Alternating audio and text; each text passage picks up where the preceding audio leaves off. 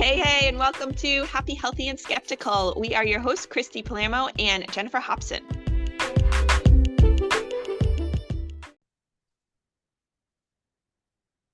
Today is all about movement. So, in our fashion of starting off with a question, Jen, I want to ask you, how do you integrate consistent movement into your day to support a positive mindset? Well, I think it's actually when I think about the actual question, because I think of movement and I get really excited, but it's different for different seasons for me as a woman, I think. And I don't want to single out the guys, but I think there's been times where I've had to add in movement where I didn't have any other kids or anybody to worry about, and I could do it whenever I wanted to, right? Like it didn't really matter. I didn't have to worry about kind of scheduling it. And then after kids, it's kind of like the first day when you go to the gym. That's the hardest. It's getting your body moving. So figuring out, okay, now how do I move my body and show my kids how to move their body with me? It doesn't have to be alone. And then I think now it's in that third phase also of now I can do both. And how do I integrate? So you asked, how do I do it where it's consistent? I think it goes back to scheduling and the calendar. We actually went for our walk this morning. We have a specific time. We do things in the morning where we can decompress and we kind of get ready for the day as soon as we're ready for the day. And that was actually the biggest thing for me is I wanted to make sure I had changed into other clothes and washed my face and brushed my teeth before I moved my body. And some people aren't like that. If you want to move before that, that's okay. It doesn't have to be the same for everyone, but we do that habit and then we walk. It'll change as seasons change. You're down in Florida, we're up here in Massachusetts. That's a little bit different. So you have to be willing to change and be open to different types of movements. Sometimes it's outside, sometimes it's not. So what are the different things that you can do? But we do know that every day at 10 o'clock, we're probably going for a walk outside. So I had to go back to scheduling movement. And I know that sounds funny. And also taking the opportunity that if I need to move my body to change my mind, I can just get up and dance or do something else. I have to make sure I'm open to the opportunity. And no matter what, is if I'm getting that, it can only be maybe 5-10 minutes. We're usually going for 15 to 30 here, but that 5 minutes for my brain is super, super important. Sometimes even to just change the funk that either I'm in or someone in my house is in. Yeah, I think that is, I love that you're touching on having to schedule it because, right, like so many days. I mean, I have 3 kids, you have 2. I know a lot of people listening to this have kids. Even if you don't, like your day is just going to get away from you. And it does. It absolutely does. And now I have a 3-month-old, and there's a moment where I just wasn't working out when I have a newborn. But then as I was getting ready, it was like, okay, now I'm going to. And then it's like, I'm going to. Now it's bedtime and I am not doing anything. And nor did I get even close to enough steps in, my watch tells me. So, but I love that you're talking about changing your mindset too for your family, because I think that's really important to keep in mind that how much movement can adjust that. And so I know in my house, when the kids are acting up, or, sometimes we watch a little too much TV at this moment in our lives with having a 3-month-old. And it's the same thing here where I'm like, okay, everybody up, put on some music, dance party, dance mode. I don't know if any moms out there know the show Bluey, but we love it. And there's a dance mode episode, and Jen and I were just talking about it and saying how there's a great song, and it's just get up, and then all of a sudden the kids are excited, and it is like, I mean, it is immediate for them when I put on a song that they love and they start jumping around, even if there was a lot of moods going on, crying, whining, having some jealousy from me with one of the other kids. And it's like instantly everybody is involved, everybody gets excited. So that's a point that I would like to make, is to find the thing that works for you, that's going to get you moving. Maybe you are at the brand new beginning of just getting movement, and 30 minutes sounds daunting, because I have been there and I know that 30 minutes can be a lot. So you're like, what do? I don't even have or say it's a season where it's snowing, I can't go outside. What am I going to do? Find a video on YouTube for 10 minutes of something that you enjoy doing. Maybe it's kickboxing, maybe it's yoga, maybe it's breathing, and getting the breath moving in your body, because that can, change your energy as well, absolutely. But it's more getting your body moving. But I would start with breathing if you have nowhere to start. If you need to, but just put on a song you like and start dancing around. I prefer Pilates. I really like to do Pilates, like doing your own body weight type of exercises. And I think it's just coming back to find something that you enjoy that's going to get you like, okay, and two, just get dressed and start doing it. Or just start moving, because the more you think about it, the more you're not going to want to do it. And it's like, oh, well, I'll do it later. I'm just going to go organize my closet and I'm going to go. All of a sudden you find yourself doing all these other things. So just like start moving, and then all of a sudden you're in it. And just starting somewhere, 30 minutes a day is fantastic, but sometimes you need to work your way up to that. So I'd say even 10 minutes, just because something is better than nothing. And especially coming out of, having a newborn, and now he's a little bit bigger, and then I'm able to move out, work out and start moving. Sometimes it's 10 minutes that gets me going, and then it makes me feel so much better and in a different mindset. As you were saying, it's changing my body chemistry, it's changing my energy and how I'm showing up to my family. So I know how imperative that is. Yeah. And so I would also like to jump to when it comes to a workout where you're, say, getting more into cardio too. If you're doing it doesn't matter what type of workout you're doing, but thinking about getting your heart rate up and doing it like a wave, where it doesn't have to be like an hour straight of running. It can be like spike your heart rate up by doing 20 jumping jacks, then take a second rest and let your heart rate come down a little, then do some I don't know, running, jogging in place. There's different little things that you can do right in your home that you don't need space. I can even give the link to my Instagram, because I think it was 5 or 7 months worth of videos every day during COVID. And they were 20-minute workouts, all in using your own body and not needing a lot of space. So I love to share those, and you can work your way up to those too. But it's just having, again, some other option to look at outside of yourself when you don't know what to do. For sure. And I think what's interesting that I heard you say, and I think it's because you are a fitness professional, is the two words you've used, exercise and workout.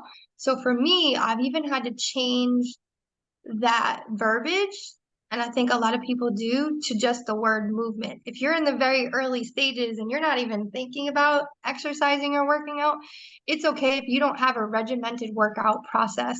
If we even dial it back again, movement is super, super important. And that's what leads you to those things, because then you get excited to move your body and you're more willing to try new workouts and try new exercises. And we're saying this, we're telling you it makes you feel better, and you might not understand the reason why, but scientists have studied, and this is always so amazing to me, is that exercise and movement stimulates the production of brain chemicals.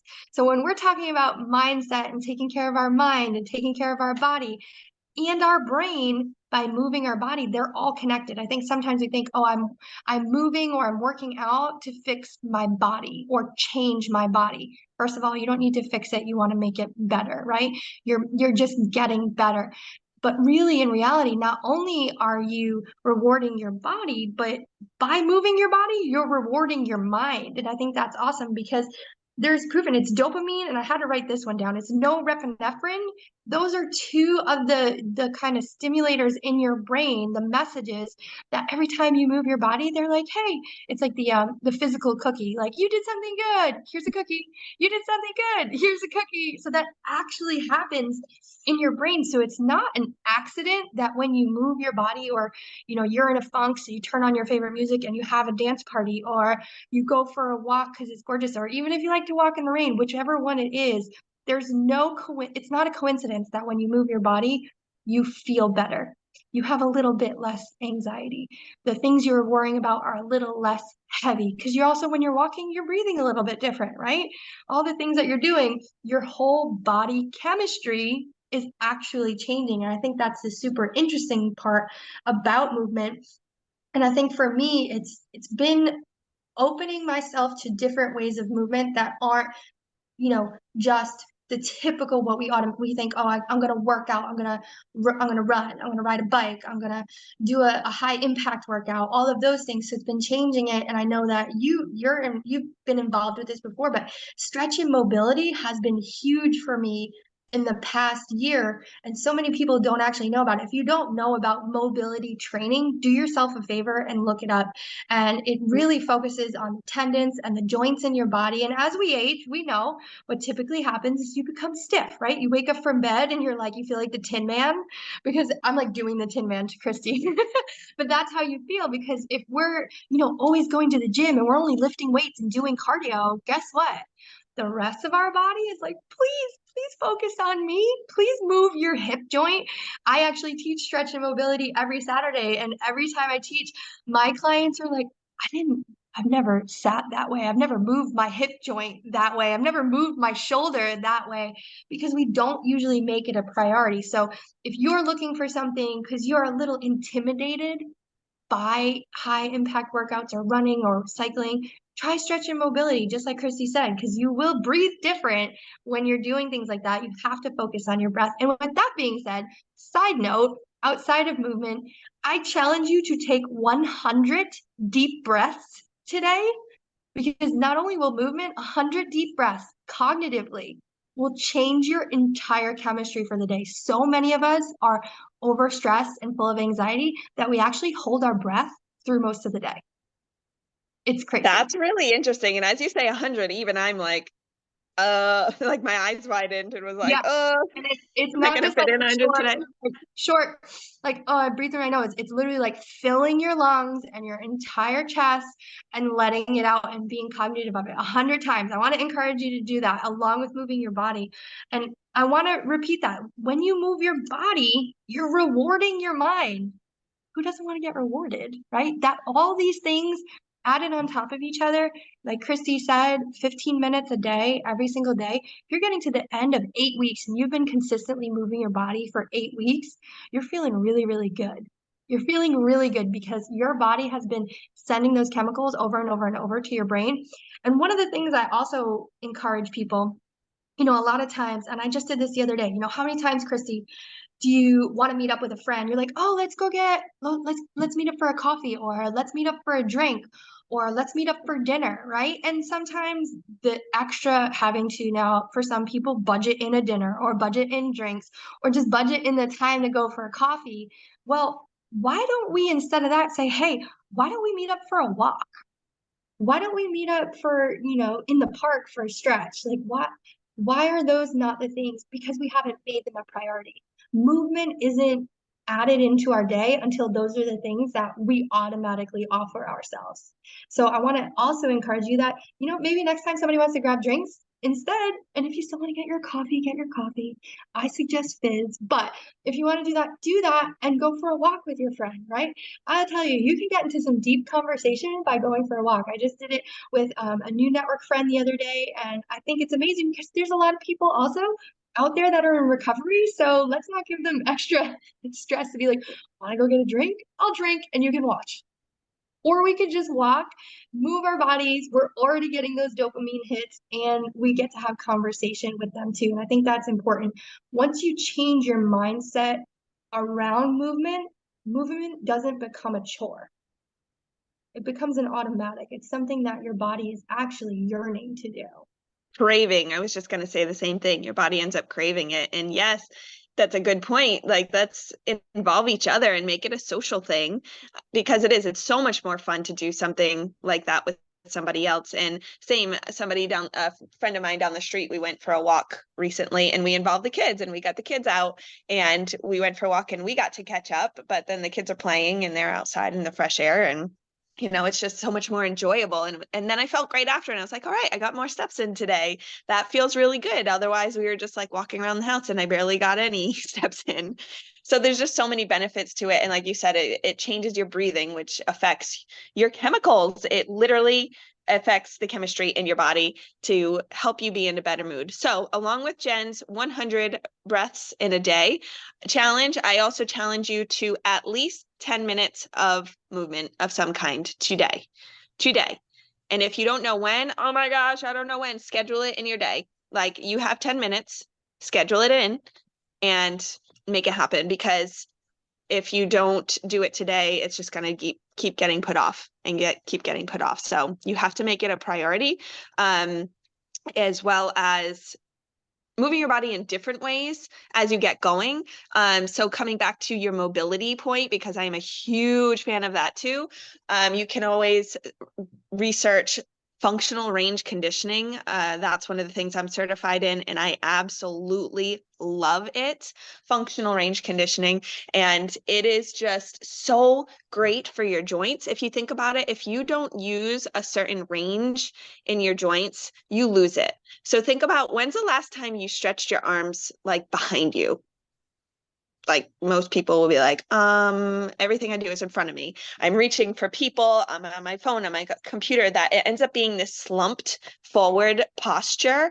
And we all wonder why the back of our backs hurt, because they're being stretched. Your shoulders are being stretched forward. So get your arms behind you. So just a super simple way to think about, even before researching anything, is to think of making circles with each joint. For your head, do a full head circle in each direction. For your arms, circle your arms all the way behind you and all the way back.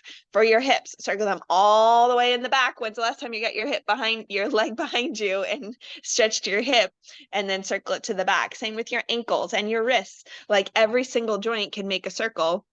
Well, not your knees, but you can do some rotation there in your knees.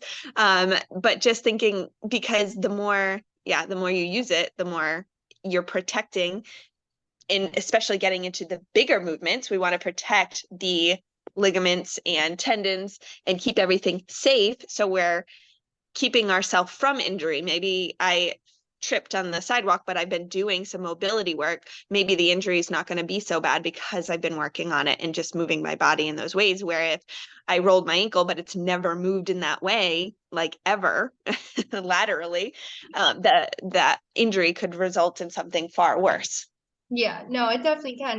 That's why I've fallen in love with stretching and mobility, and I've always stretched in the past. But here's a term, guys. A lot of us passively stretch, right? You reach over to the side, you touch your toes. It's passive stretching. It's not actually doing you a justice, especially if you are someone that's spending a lot of time working out. You're gonna get a lot of injuries. And I think what you said, it's just like when we talked about mindset. If we don't actually get moving, we go into a cognitive decline.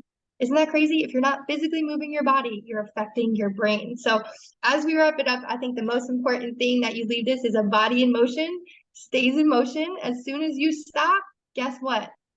Everything starts to fall apart, not just your body, but also your mind, and it will serve you to move your body. And it doesn't matter how, all that matters is that you do it in the best way that serves you and make it fun. 100%. Get moving. Get moving today. Yes, I like the today, as Christy said. So thank you again for joining us for another episode. We will see you later, but join the conversation. You can follow us on Instagram at Happy Healthy Skeptical.